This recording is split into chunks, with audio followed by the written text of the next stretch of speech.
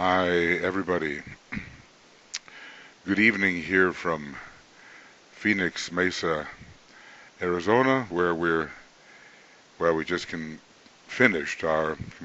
our 30th annual international conference for the USR-SRI and also the Morya Federation. And today is sort of our last day of board meetings and other things like that.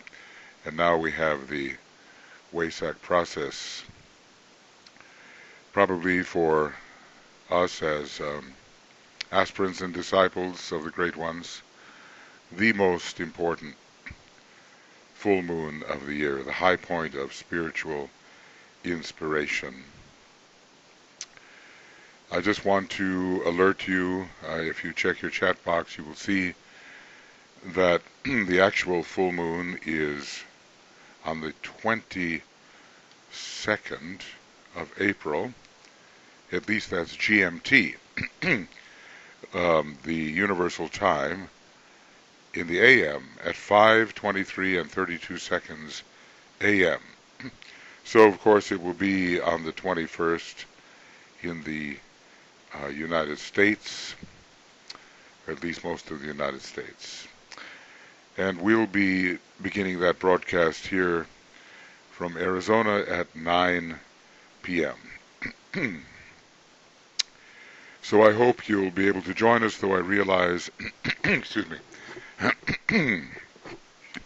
though I do realize that so many people have their own WESAK full moon activities naturally. But if you do not and you have the time available, we'll be making a broadcast, and in the chat box is the link for that broadcast. So I've sent it to you already probably, and there it is again, in case you want to join us for the exact full moon meditation service, which Tuya will be leading.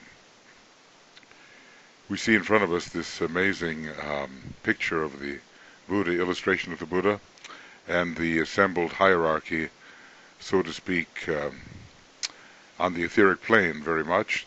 There's sort of a background of the mountains, but this is quite an etheric drawing, I think, and the actual WESAK Valley looks a little different from this, but this gives the idea of that amazing presence of the great Lord of Wisdom, who issues forth from Shambhala every Taurus full moon and is with us, it is said, for 8 minutes. That's, in a way, his number. He is Mercury. He comes forth, and the number 8 is associated with Mercury, the guardian of the 8th gate.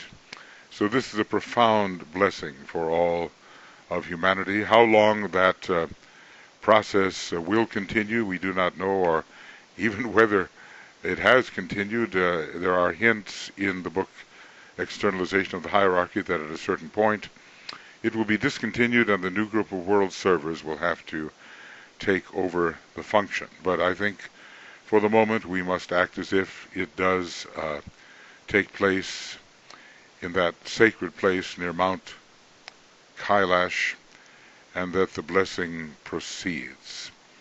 Now, Francis Donald, the artist who made this illustration, and another one we'll see, has assembled some beautiful quotations, which we will look at now. Also, I just want to say that this is, you're familiar with the image by Jofra, but it is not very esoteric. The most esoteric part of it is the white bull with the golden horns. And that's what we all must become, the purified elemental nature who develops the single eye, which is stimulated and opened under the influence of the sign Taurus. And here is the mantram for Taurus: I see, and when the eye is opened, all is illumined.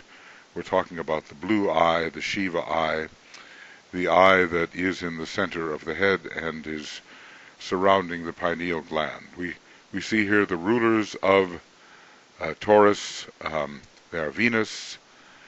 From the exoteric perspective, Vulcan, the esoteric ruler, and Vulcan, again, that fiery, undiscovered planet, for the hierarchical ruler.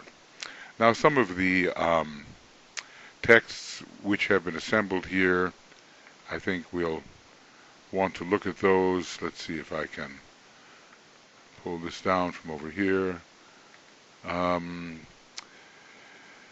Right, here we go.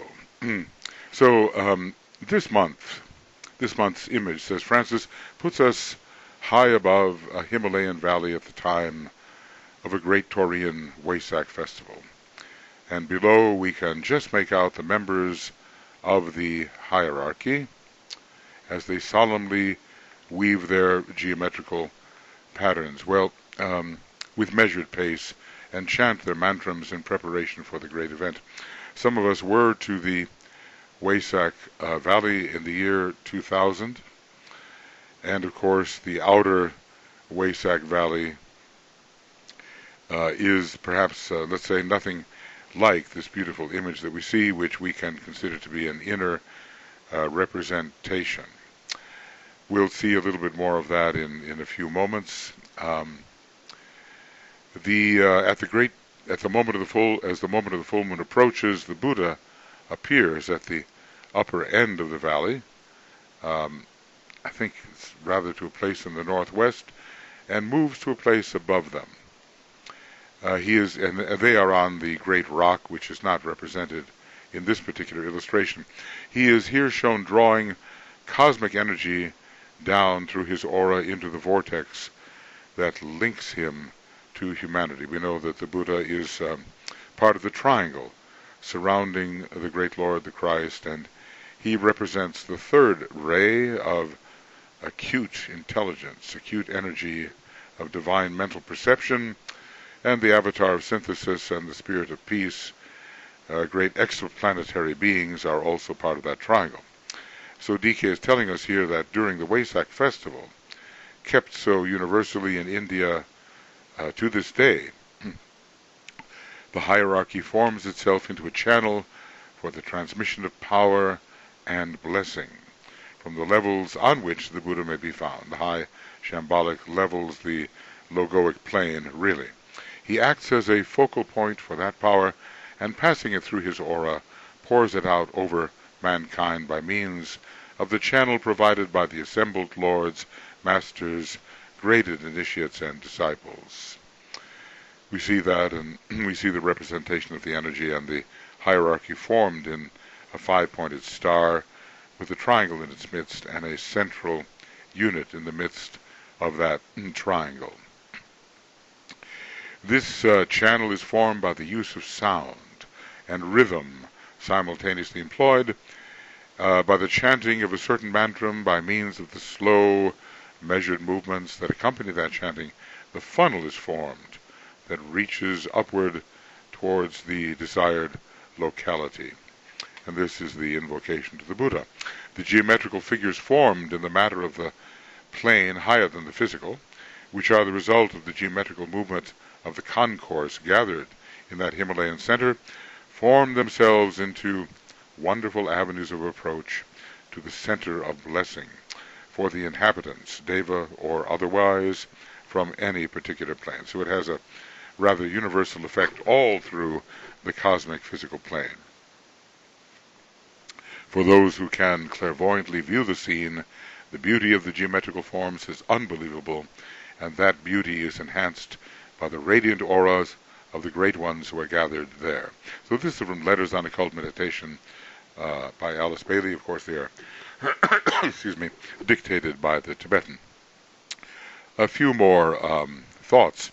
At the time of the WESAK festival, I would call to your attention the fact that the annual return of the Buddha to bless his people everywhere and to convey the message of wisdom, light, and love to humanity, coming as he does from the very heart of deity itself, is the outer evidence and guarantee of inner divine guidance and revelation in this present world cycle of 24 500 years. The present world cycle, I suppose, is pretty much the conclusion of the age of Pisces, at least when this was written, but we have, in a way, already begun the overlap period into the age of Aquarius.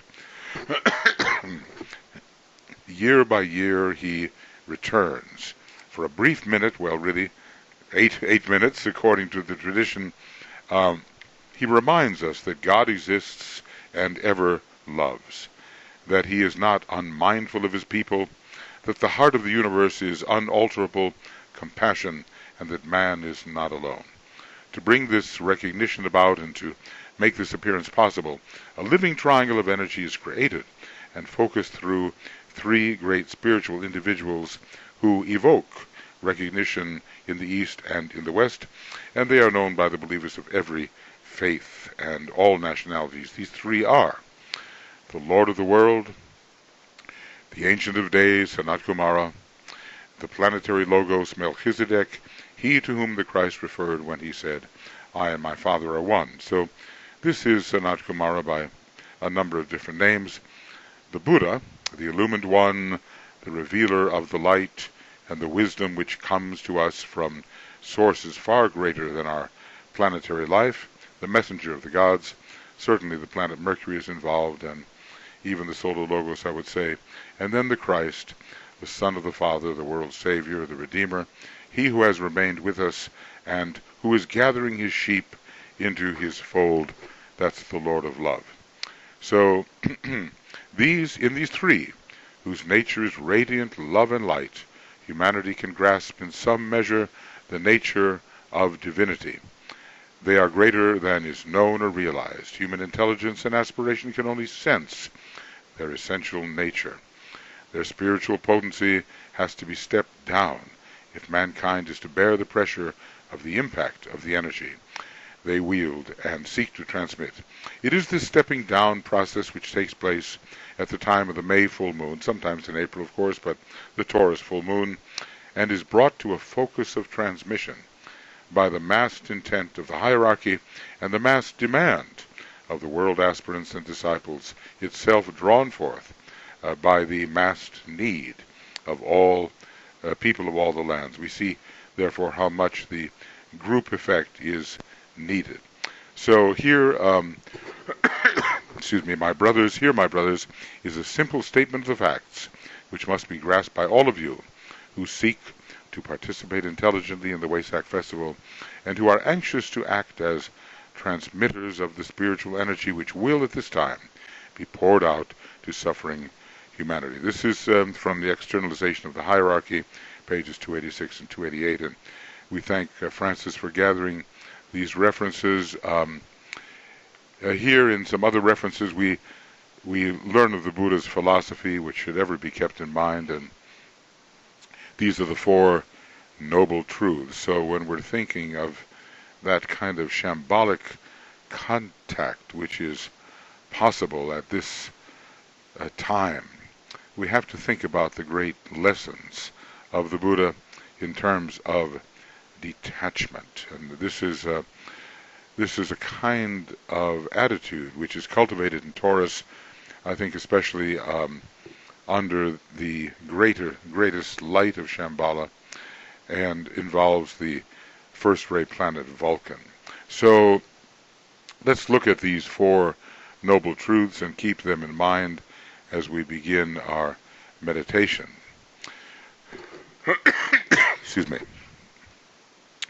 So, here they are. That existence in the phenomenal world is inseparable from suffering and from sorrow. The second, that the cause of suffering is desire for existence in the phenomenal or the world of phenomena. 3, that cessation of suffering is brought about by eradicating all desire for existence in this universe of phenomena. I mean, we're talking about, namely, I think, the lower 18 subplanes, but who knows, even the cosmic physical plane might be considered here. Number 4, that the way to the cessation of suffering is by treading the noble eightfold path, wherein are expressed right belief, right intentions, right speech, right actions, right living, right endeavor, right mindedness, and right concentration. So it goes on to say, Alice Bailey is writing here, uh, through the message, therefore, of the Buddha, man can, for the first time, grasp the cause of his eternal discontent, of his constant distaste and dissatisfaction, and of his endless nostalgia. From the Buddha he can learn that the way of release is to be found in detachment, dispassion, and discrimination. These are the first steps on the road to Christ. So this is from Bethlehem to Calvary. I think we have the idea here. Another of these illustrations is very important. Again, Francis does not say that this is an exact representation because the size of the figures has been greatly increased, but we get the idea that the Buddha is hovering over the WESAK Valley and upon the great rock, which of course is very, very big, and on which this whole hierarchical process takes place, perhaps etherically.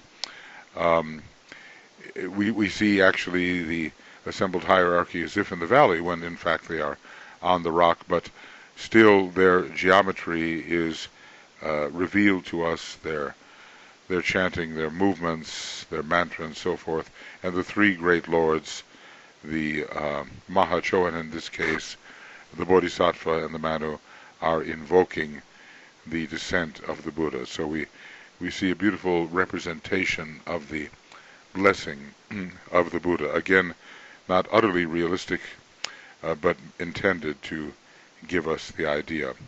Many people do find that they participate in their dream life or their out-of-body life in this great event. But in any case, space is an illusion, time is an illusion. We can attune ourselves intensely at this time in this universal quiet which comes upon the planet, and especially those who are sensitive, during the 8-minute descent of the Buddha. It's perhaps it's a moment of great peace, great stillness, and the eradication of all those illusions and glamours which seem to stand in the way of our direct perception of reality. So very high states of consciousness can be achieved during this moment of blessing, and then passed on as the waters of life, the blessed water, passed on to others in our life as we use this as the high point of inspiration for the spiritual year.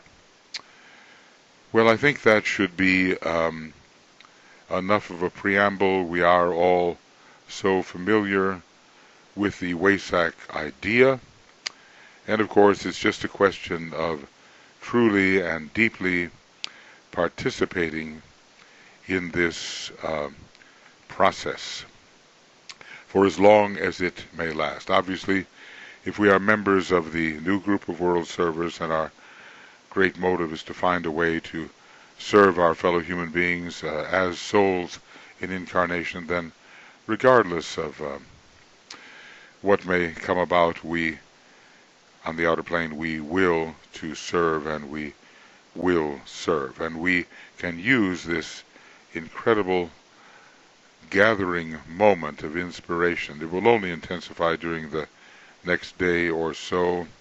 We're about 24 hours away from it right now. I just recommend that all of us use this as a great moment of realization about the deeper things in life, and as DK advises us, if possible, banish from our consciousness all petty thoughts, strictly mundane thoughts which have no meaning. We, of course, have activities in the outer world. We will perhaps have to work or do some mundane chores, but the attitude has to be that a great inner silence is gathering, and that we are coming into communion with each other and with the hierarchy, and are increasingly open to the downflow of this very, very high energy, which is originating from Shambhala and in some respects, of course, from beyond. Obviously, the constellation Taurus is a mighty being, and the energy is originating there, and that's part of what we call the heart in the head center of the great super cosmic logos, called by the rather veiled name, the one about whom naught may be said. So here we are. We're in this period, I think, entering the period of we're in the period of dedication, and within 12 hours before the full moon and 12 hours afterwards, I would say, we have the day of safeguarding and holding the energy, and then from 12 hours on, beyond the full moon, we will register what we have experienced the sense of expectancy and confirmation and belief that will take these energies out into the outer plane. Okay, friends, so that should be it for the moment in terms of our preamble, and we will now do our pre-full moon work, which should tune us rather highly into the available energies and make us ready for the exact moment of the Taurus full moon, the WESAK full moon. Excuse me. So we will begin together, reaching out towards each other as we withdraw our consciousness from the personality and as vehicles. We are the soul in incarnation. We try to realize that. We are the consciousness, we are the being possessed of consciousness and faced with the lower 18 subplanes,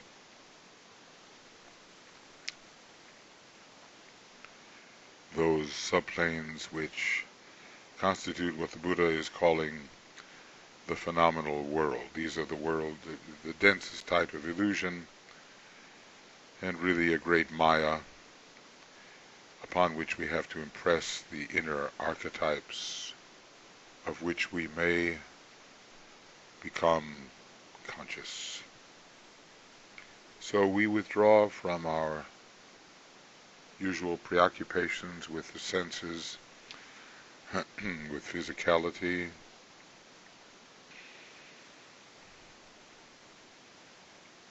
with the attractions and repulsions of the emotional and desire nature. We are the observer of those dynamics,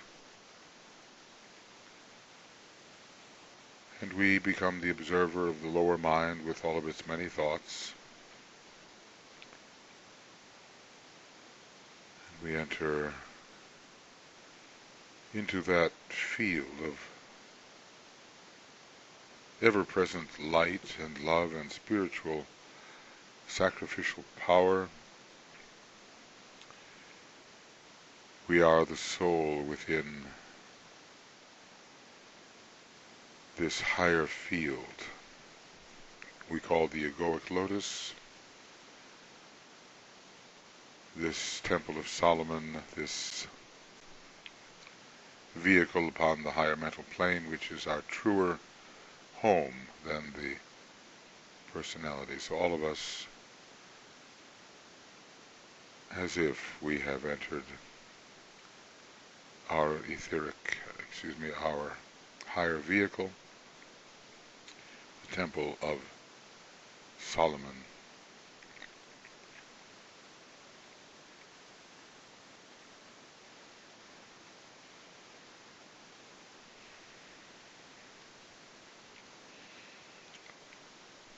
And we are reaching out together as we merge in one group soul with all the meditators who are tuning up at this time, and certainly within this group,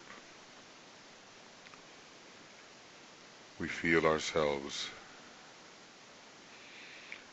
merging in soul with all the brothers and sisters who are presently meditating with us,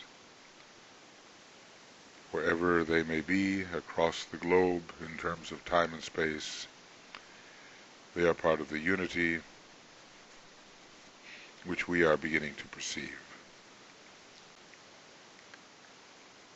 And we extend, of course, to the new group of world servers, wherever they may be found in the many nations of the world, those who represent the will to good,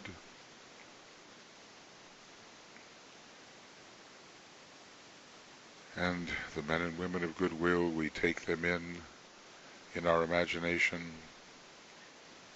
all of us together in one community of love and goodwill.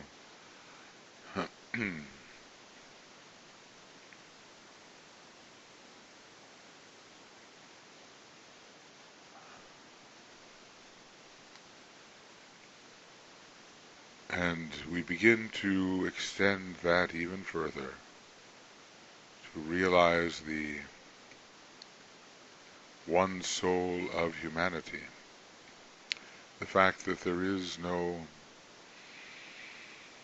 my soul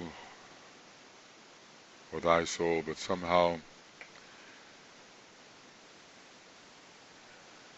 if we could but realize it, we are all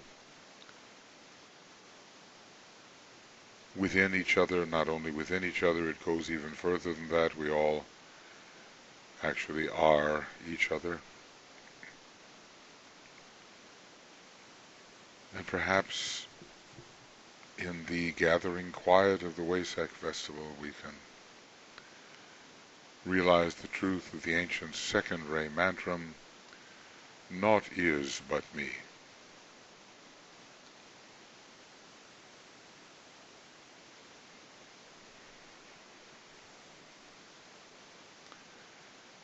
The greater I, the greater me, the heart should be open when trying to realize the truth of this great mantra. Wherever we may find ourselves, however different our circumstances, however different we may seem to be in our personality nature, naught is but me.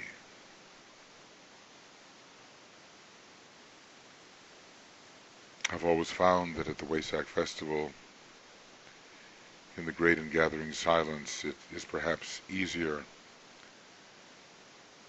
to realize the truth of that great mantra than at other times.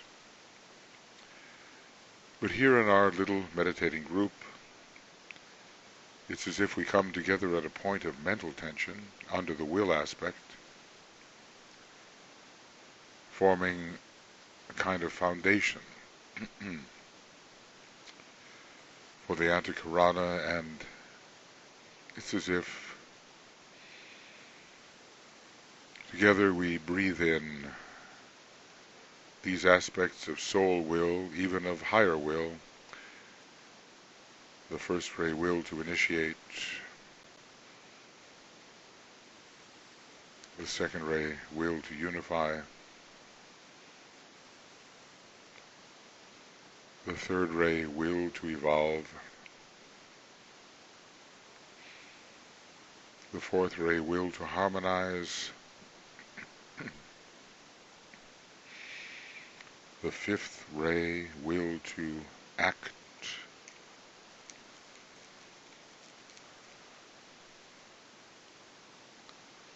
the sixth ray will to cause, the seventh ray will to express. All of these we gather in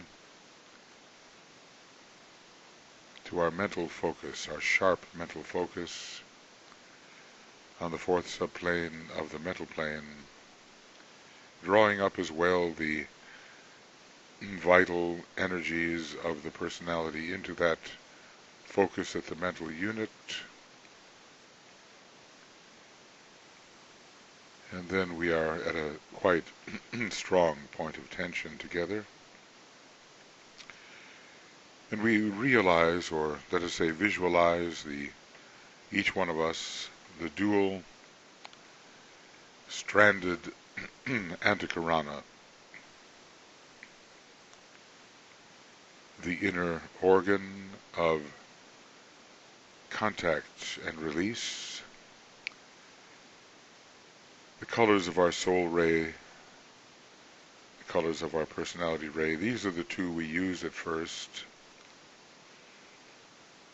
So everyone will visualize from the point of the mental unit, rising towards the monastic permanent atom on the higher mental plane, a dual colored antikarana of the colors of the soul and personality ray, and in the group, of course, all 7 colors will appear. First ray red, second ray indigo, third ray green, fourth ray yellow, fifth ray orange, sixth ray silvery rose, seventh ray violet.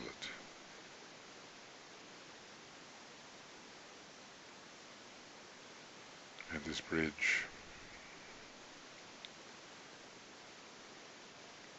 will extend beyond the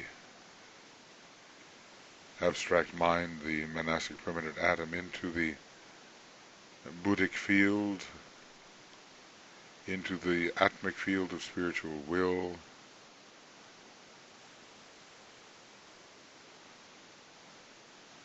if you don't know your rays here, use the color indigo.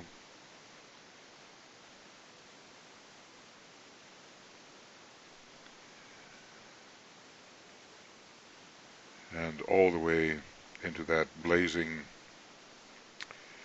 jewel, higher jewel, that diamond, that jewel in the crown we call the monad, our spiritual nature. It's as if we touch the depths of our spiritual nature, our divine nature, really.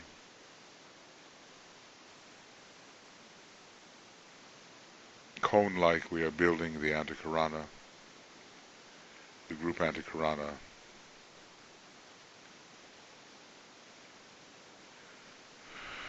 And this will be, for us, a way of descent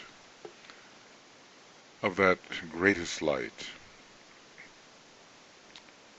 Across this group rainbow bridge, we're going to project a vivid line of blazing white light. On the mantram, I see the greatest light. So let us sound outwardly on a second ray note, the Om, while inwardly we think with meaningful intensity, I see the greatest light.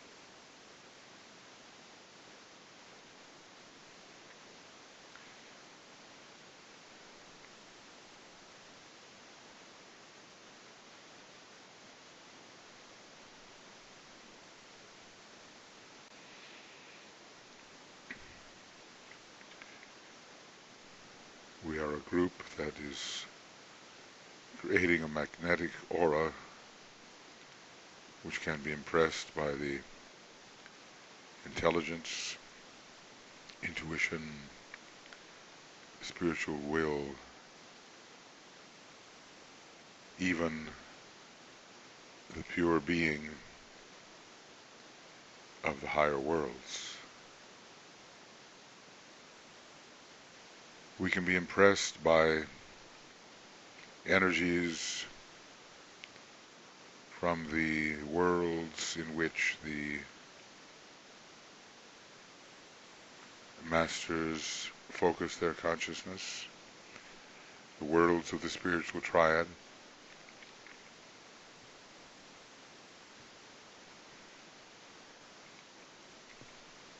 The imagination helps us build this bridge of multicolored light, and through the group,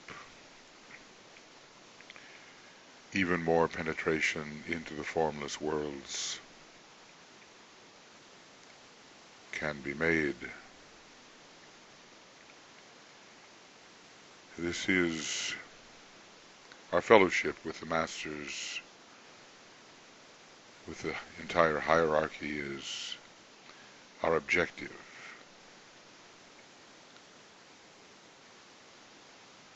Try to feel, be impressed by the presence of the Great White Brotherhood, the Lodge of Masters,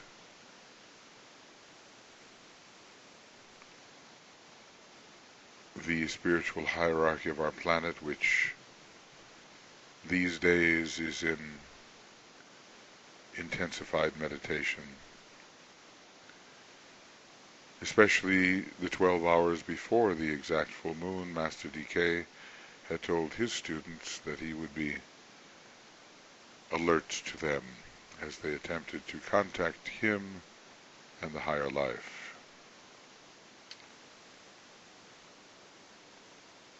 So we have to somehow realize individually and as a group that we do have or can cultivate through love, gratitude, solidarity, spiritual intention, an increasingly close relation to these great centers of light who were once more human, as we are now, but have graduated into the fifth kingdom, into the sixth kingdom, even. And we work with them in solidarity. So we'll sound the Om and offer our heartfelt salutations to the Christ, to the Buddha, and to the various members of hierarchy, and to hierarchy as a whole.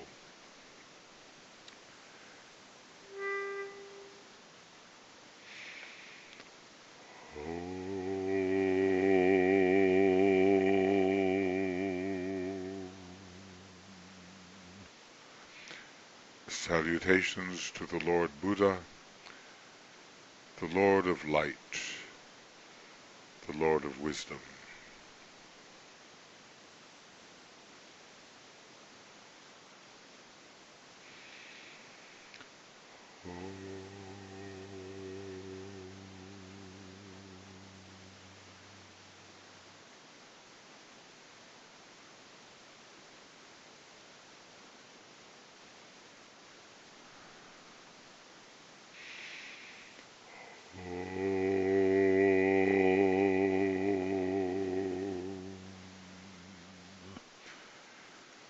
Salutations to the Christ, the Lord Maitreya, the Master of all Masters, the teacher alike of angels and of men.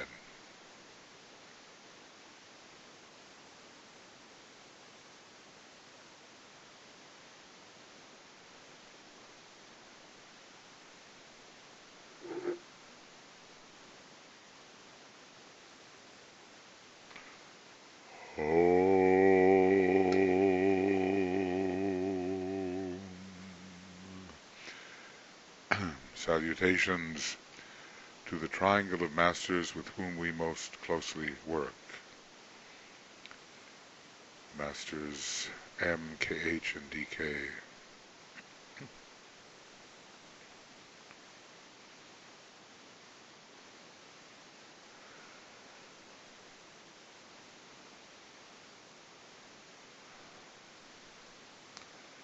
Representing in an interesting way Vulcan, Venus, and Mercury. So now the individual salutations. Om.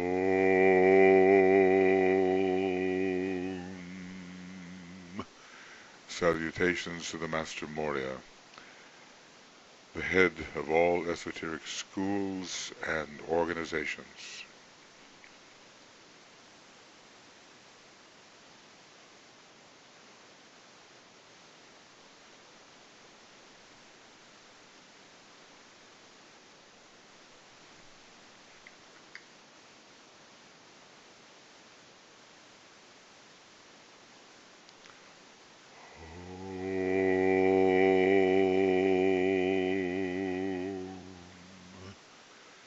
Salutations to the Master Kuthumi, whose ashram is most responsible for the preparation for the reappearance of the Christ, the Lord Maitreya.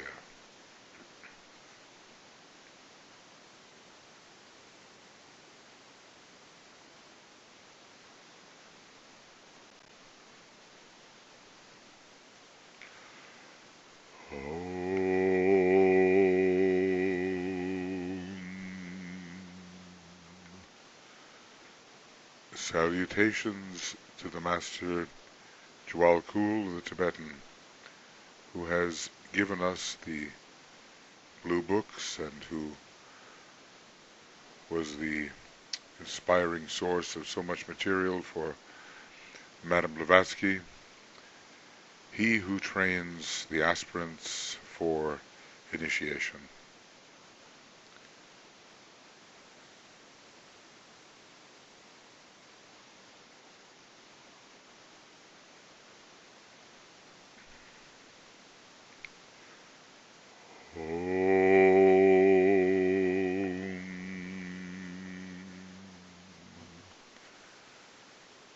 Salutations to your own master as you know him to be or conceive him to be.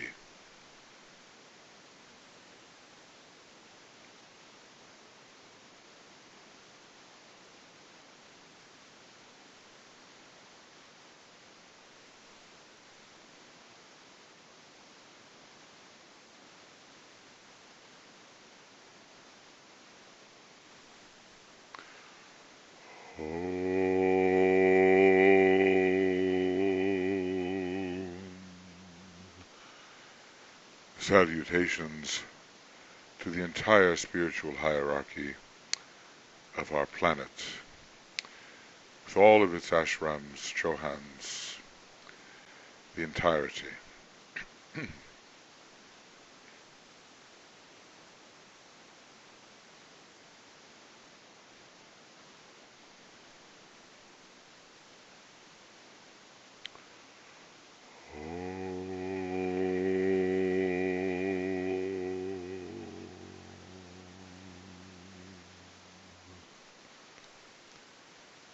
Now, we imaginatively raise our thought and our imagination toward Shambhala, so prominent at the WESAK festival, this center where the will of God is known.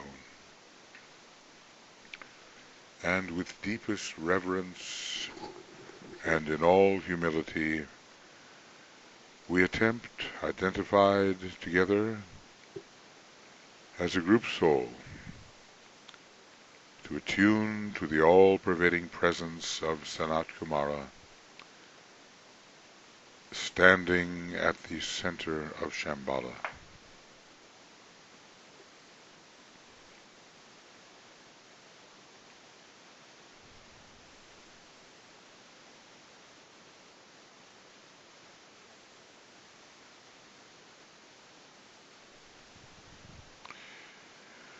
And inwardly and silently, we sound a long Om, interior Om, as we imagine the group imbued with his energy.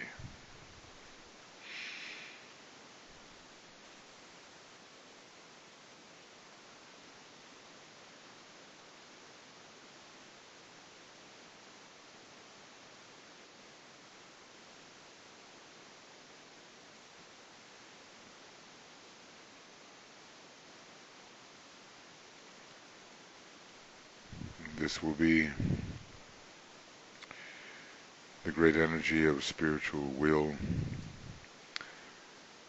of purpose, planetary purpose as much as we can realize it in our own small sphere.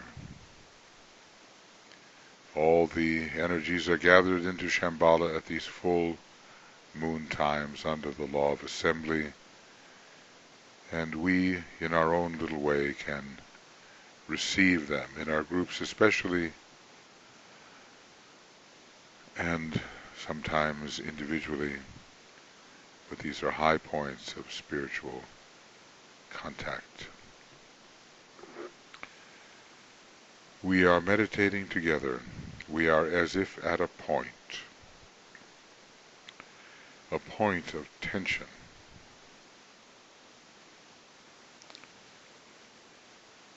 We are a point of light, of love and power.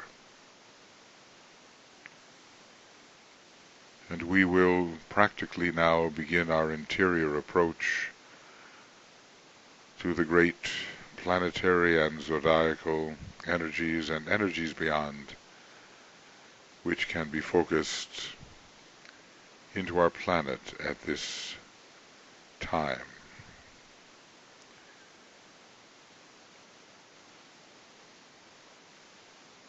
Our little point, our point of light, love, and power, is hovering pictorially above the golden pathway which leads to the heart of the indigo sun.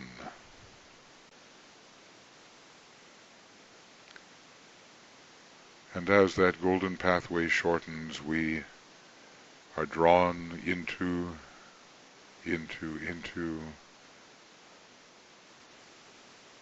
indigo sun.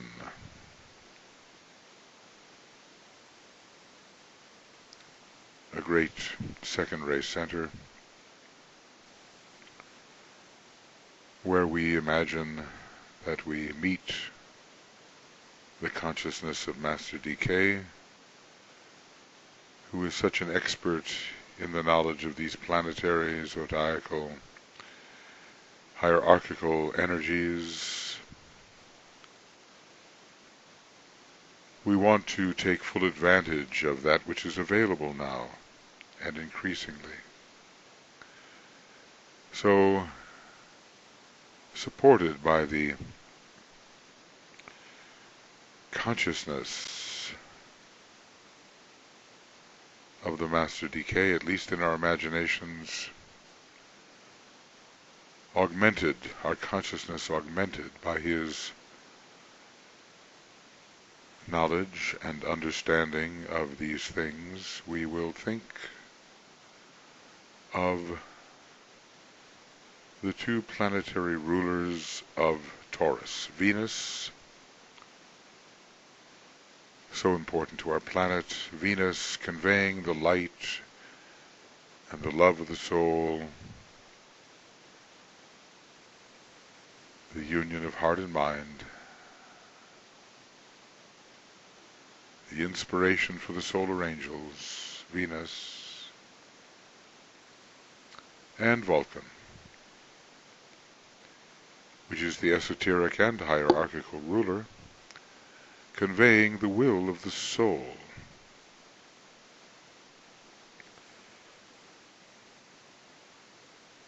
Which we sorely need,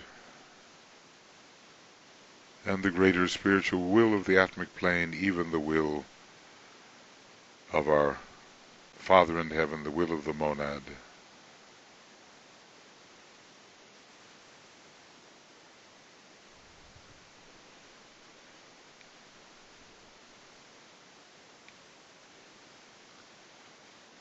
The lords of these planets come into sharper focus at these particular full moons, the full moon of the sign that they may rule in any one of the three ways, exoteric, esoteric, or hierarchical. So they are ambient, they are available, they are in a way more available to us now, especially in our group formation, than they might be at other times. So then the beautiful planet Venus, we turn our attention to that in relation to Taurus, conveying to us, the group, and to the servers and men and women of goodwill, and to all really, if they could but receive it, conveying the beauteous light of the soul,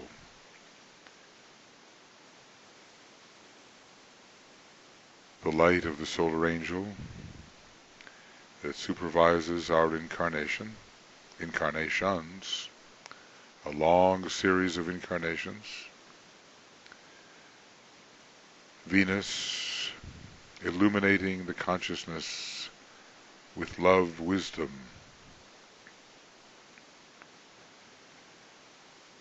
and stimulating higher manas, our higher mind, so that it may be sensitive to the intuition, to the buddhi, to the straight knowledge of pure reason.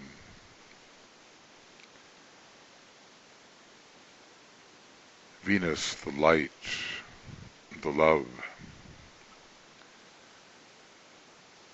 but especially perhaps in its lighted function,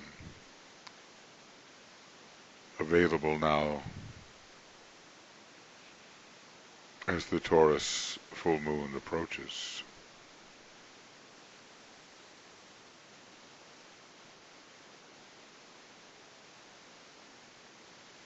So how much we really do need this light and love of Venus, this Venusian stream of energy in our groups. How would our group life change, be augmented, be qualitatively uplifted if the Venusian qualities flowed in?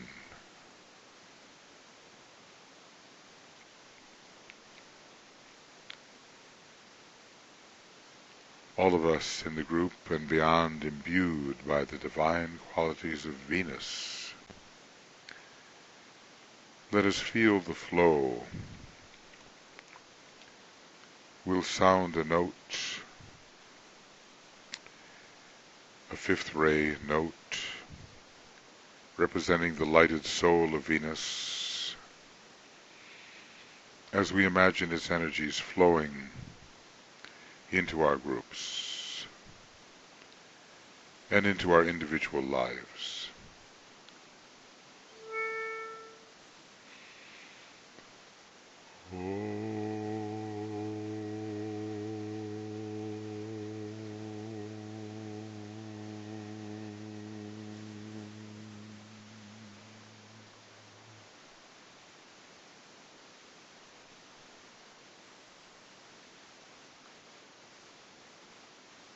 At this time of great illumination,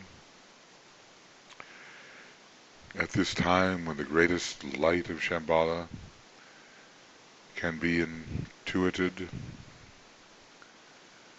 the lighted sphere of Venus is very important. And in the silence of WESAK,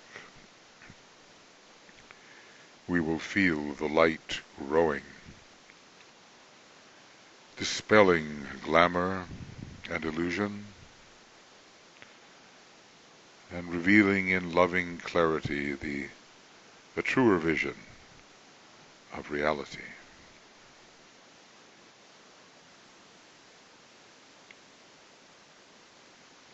It's a very good time for contacting the true nature of the solar angel, the angel of the presence, and of sensitizing the mind to the presence itself, the spirit. So let the light penetrate our lives. Let us carry the light in all we may do, and live within a deliberate continuity of light.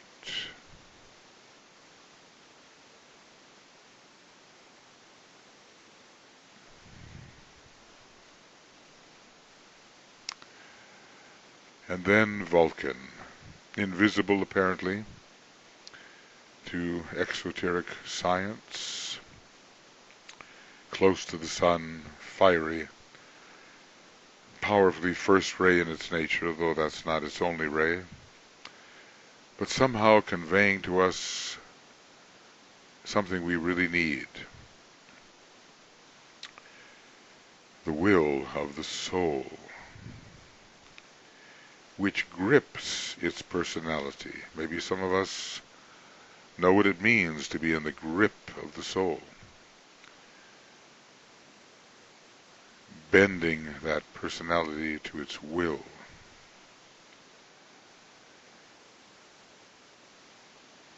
The will of the soul. It's more than light, it's more than love. It is a great power which directs us as personalities towards proper objectives, and under pressure forces us to submit to a will higher than our own personal will.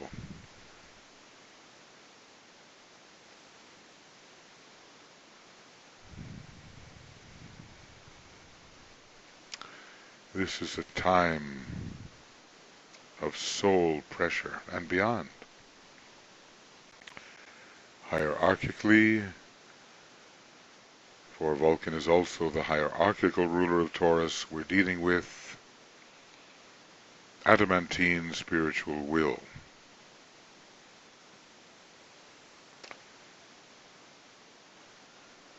Which we can only evade at our peril.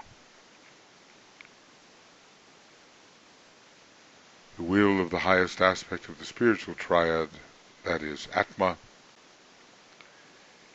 It is a will in relation to Taurus which persists in the quest for the greatest light,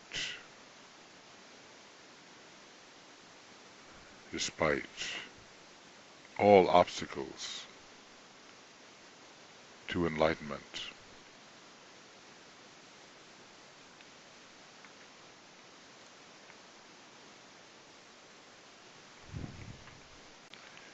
It is a great force. It's even allied to the force of Shambhala, which means in practical terms the force of our own microcosmic central spiritual sun, the spirit or monad.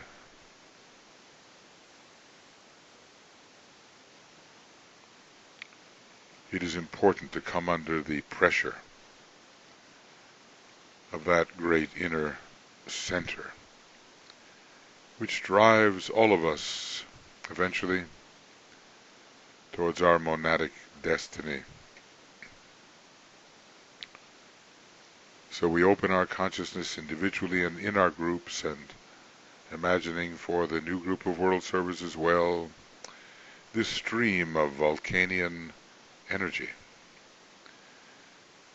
the sort of red-orange fire, the downward pointing arrow,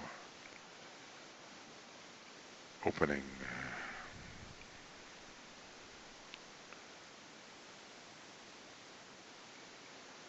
giving us an incredible will to persist,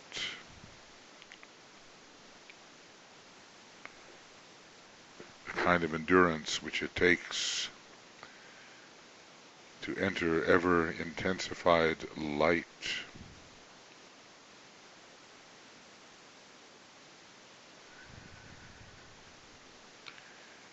so that the dark light of matter may shine with the brilliance of the sun. Vulcan is involved in that. Let us sound an Om. We'll use the note C sharp as a Vulcanian note, and feel these energies flowing into our groups, getting a grip on us, getting a grip on our groups, bringing us into submission, voluntary submission, I would add, to the higher sources of spiritual will within us.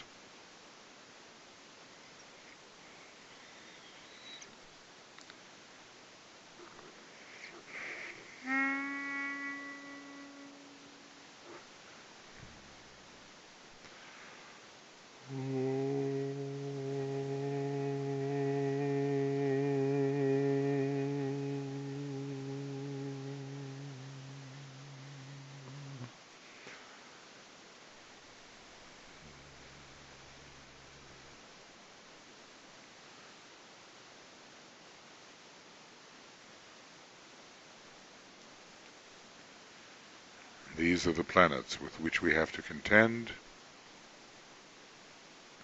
and whose rays, whose presence should be in our minds during this WESAK period, and especially leading up to the full moon in the early morning of the 22nd GMT. Venus and Vulcan.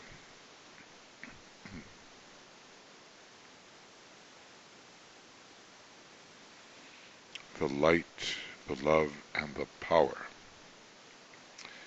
Now we raise imaginatively our group consciousness towards Helios, soul, the great solar logos, expressing through what we call our sun, and through the whole solar system, and on great inner cosmic planes. But we try to feel pervaded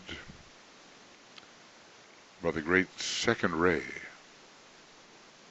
of the solar logos, the God of love wisdom,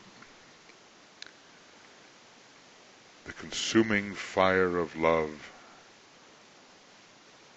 of the solar logos, so intense a fire we could not stand it. Even the fire of the Christ in his response to solar logoic love is almost more, it is more than one can bear, really. But this solar logoic love, wisdom, is pouring through all the planets, through Shambhala, through every monad, soul, and personality on our planet. When you look at the blazing sun, what do you think? Is it just the sun, hot, behind a cloud, veiled, or is it the presence of a supreme being in our solar system, whose light, whose love, whose power is the greatest force in our solar system?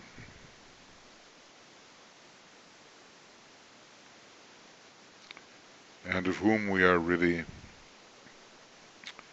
tiny parts or aspects, for the monad is that which finds its home within the sun. And somehow we do find our home within the sun.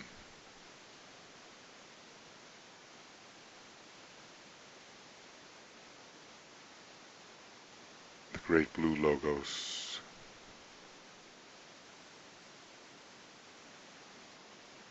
whose light is allied to the greatest light of Taurus,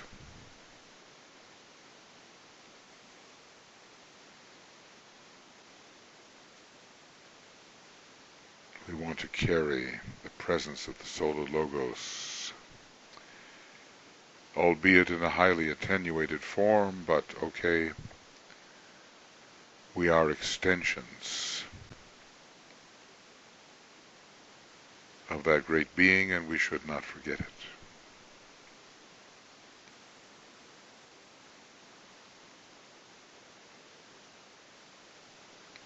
And that great being is transmitting Taurian energy at this time.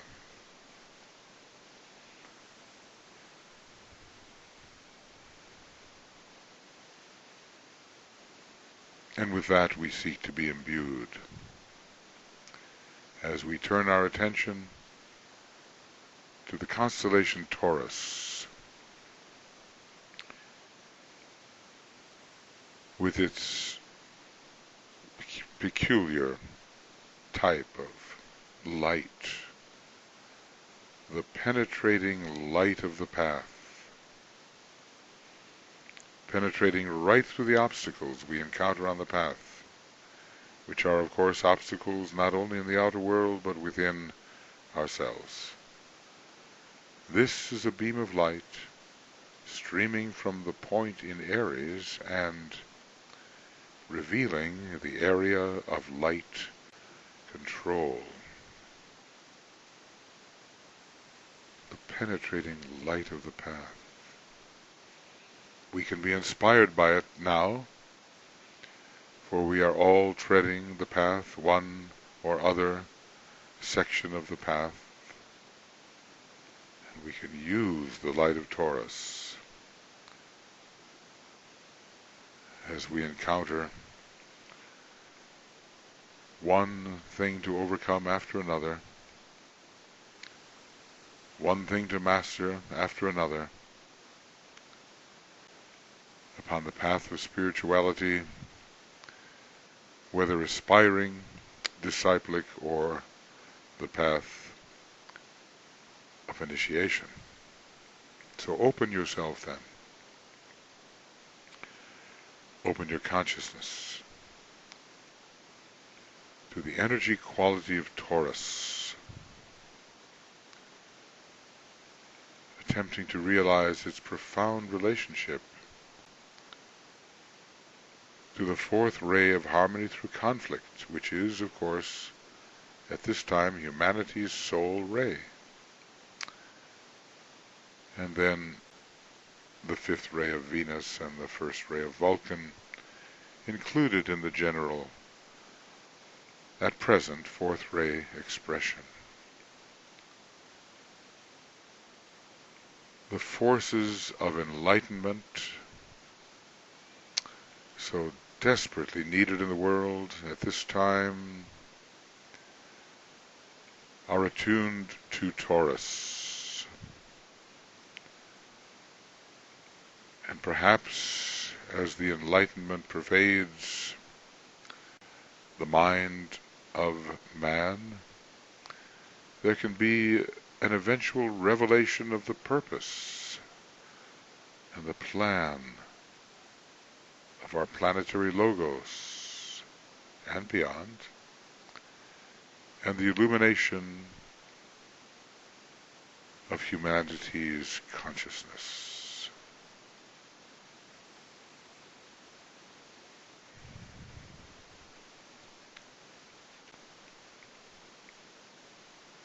The light is substantial. The whole universe is a condensation of light. Light is substance.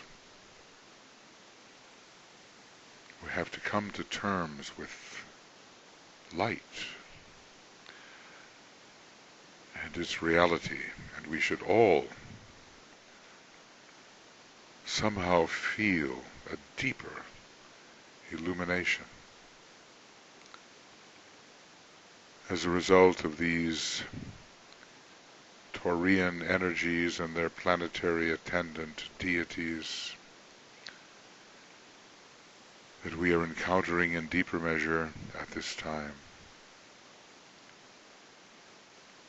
So let us begin to ponder then the great mantram of Taurus, and pondering in the silence,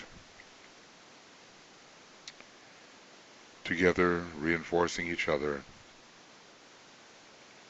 and reinforcing the world's servers and men and women of goodwill who can be greatly stimulated toward the right at this time, we ponder, I see.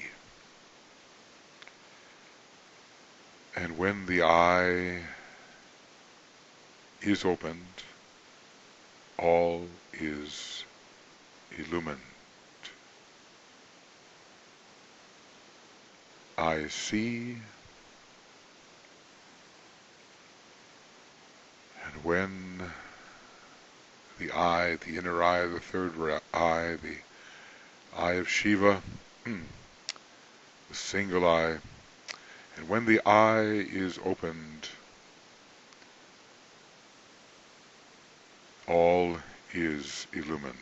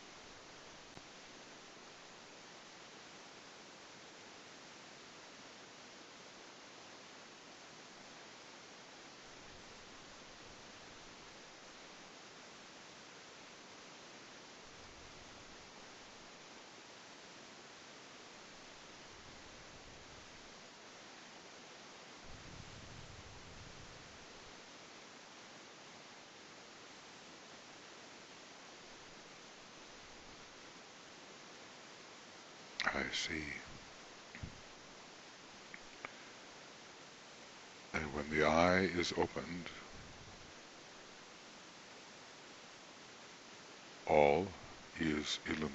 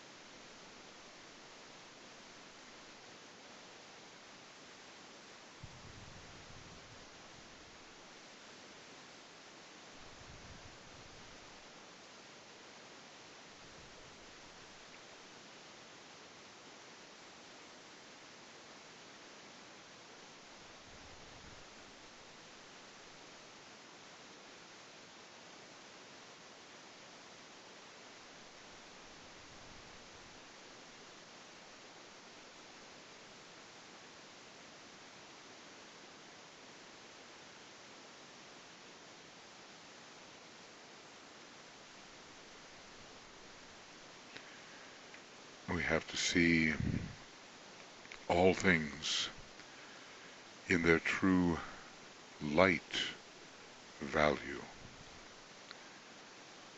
All things that we might see are precipitations of the great light. The light which goes far beyond our solar system and galaxy and is the precipitating cause of all. We have to see in the light, as the light, a lighted world.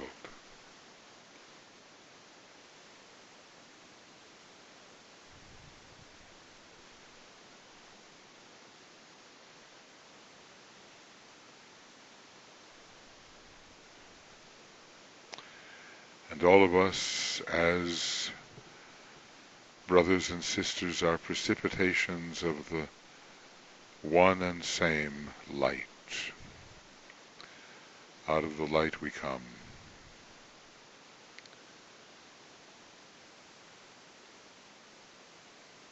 And in that light we shall see light, and we shall know that we are all externalizations of the one infinite being. As DK tells us, exactly that.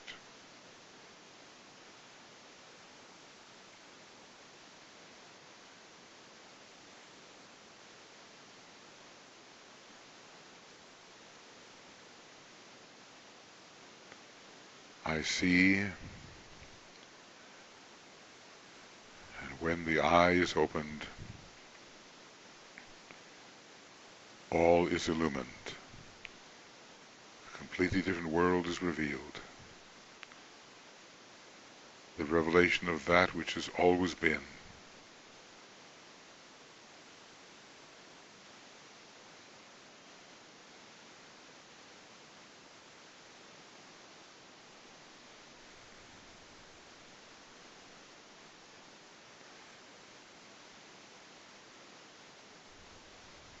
This is something that over the next 24 hours we can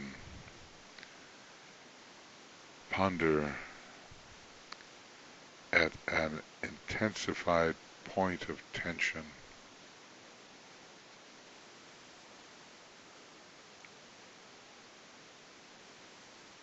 As we enter this universal quiet,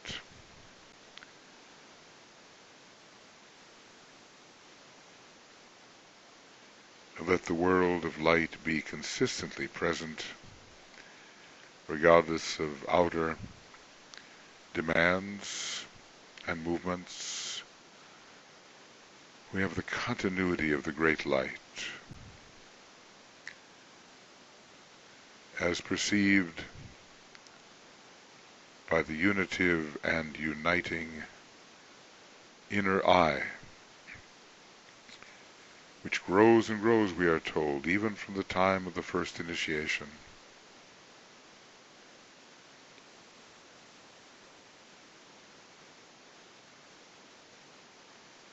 And in that light we can see our togetherness, our unity, and in fact, our sameness.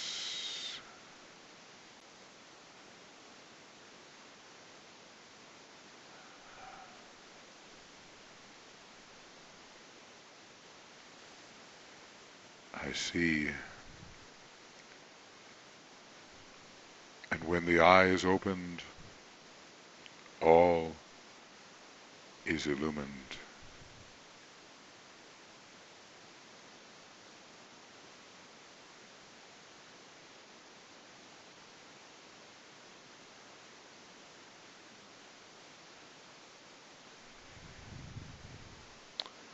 So we continue to ponder as we approach the period of the full moon itself, when the Lord of Light and the Lord of Wisdom will come forth.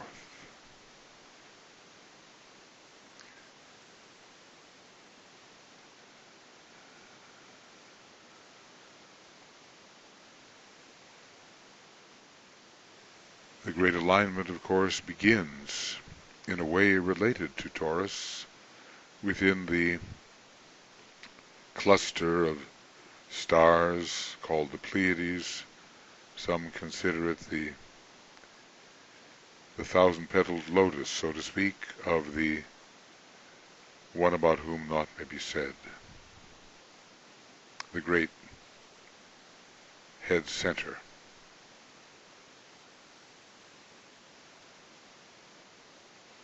Every cluster of that type then would be a head center within a type of one about whom naught may be said. A great super-constellational being whose chakras are constellations. And within the zodiac then of constellations, Taurus has its place as one of the petals within this heart and the head center. And onward the light streams towards the different chakras in this great being. And in one of those chakras, called the 7 solar systems, of which ours is one, our solar logos holds its place as a heart center.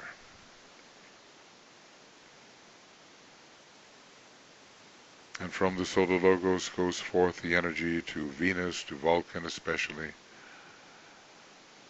and comes to all planets and to our planet through Shambhala,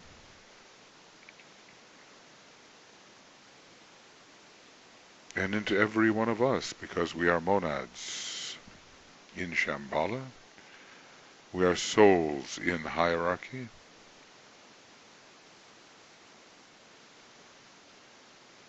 and descending into our personality nature, which we trust is increasingly infused by the soul, increasingly inspired by the monad. So it's as if we can use our imagination, that all the way from this Pleiadian cluster, now estimated to be some 410 light years away from our Earth, our solar system,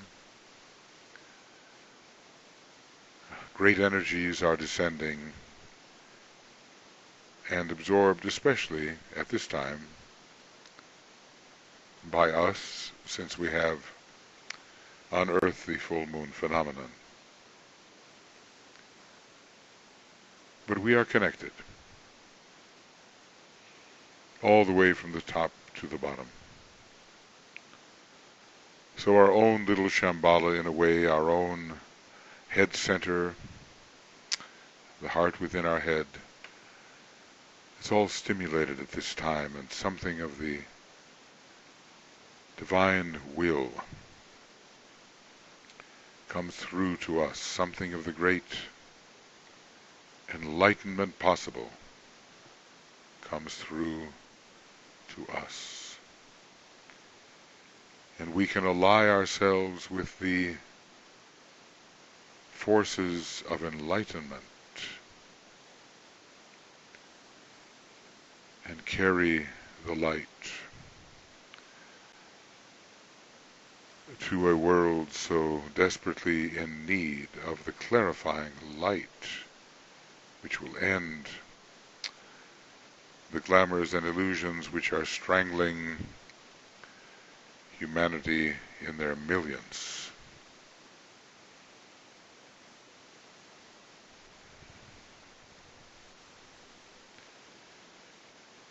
The world is full of problems,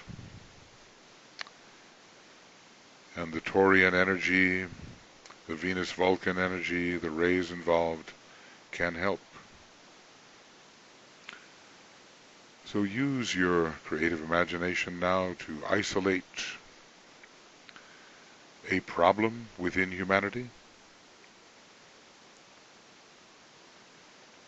and turn these energies in your imagination, turn them towards the solution of the problem which you have isolated, the solution of which you seek to assist.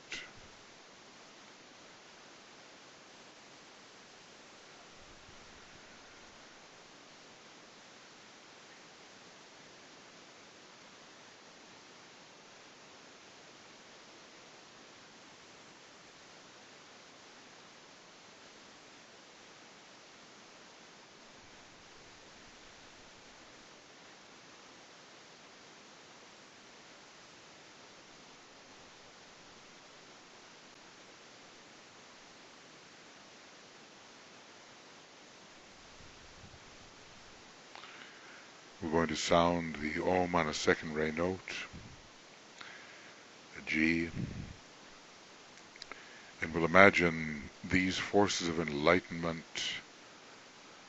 the greatest light of which we are capable, flowing into the problem areas and working towards resolution of those problems.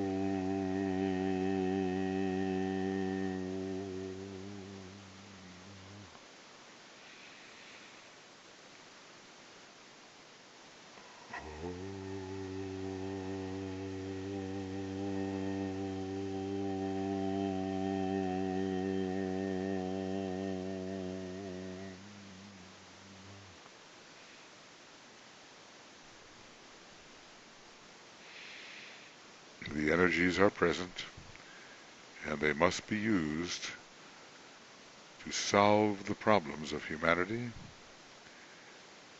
and the problems that we are encountering on our still non-sacred planet, the Earth.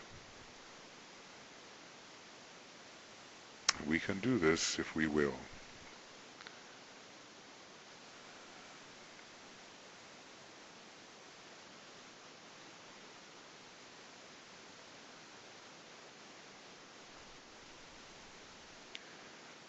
So as we move towards the sounding of the great invocation, we keep our alignments in mind, coming all the way from that distant source and through the constellation Taurus and into our local cosmic logos and our sun and the planets and Shambhala and hierarchy and all the parts of us that participate in those high areas,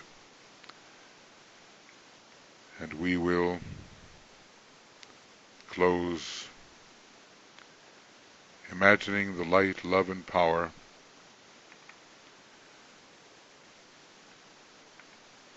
flowing towards the earth and humanity.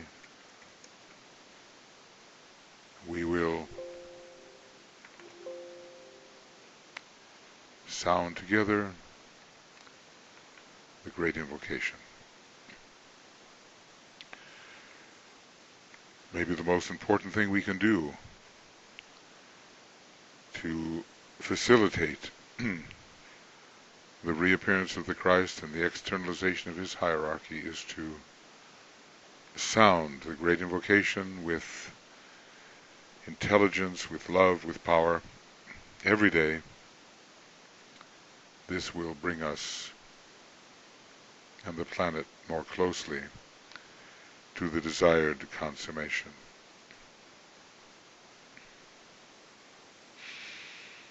From the point of light within the mind of God, let light stream forth into the minds of men. Let light descend on earth.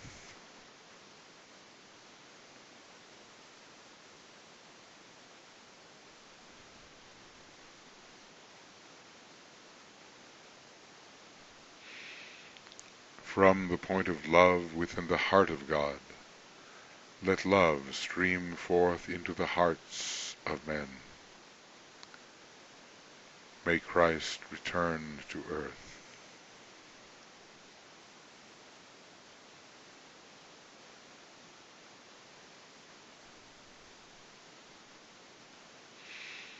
From the center where the will of God is known, let purpose guide the little wills of men,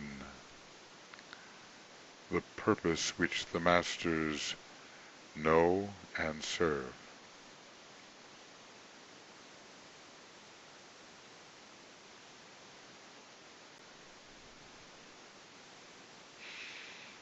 From the center which we call the race of men, let the plan of love and light work out, and may it seal the door where evil dwells.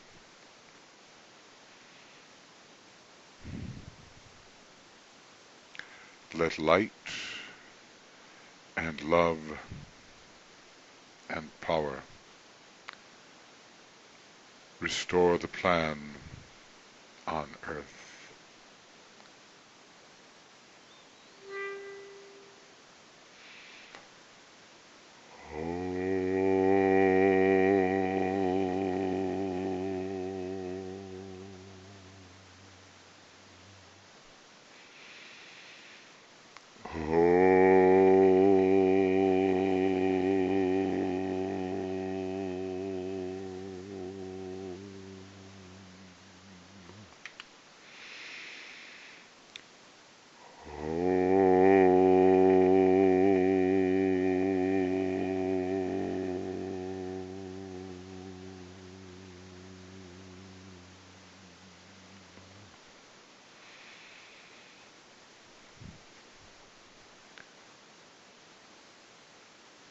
Thank you, friends.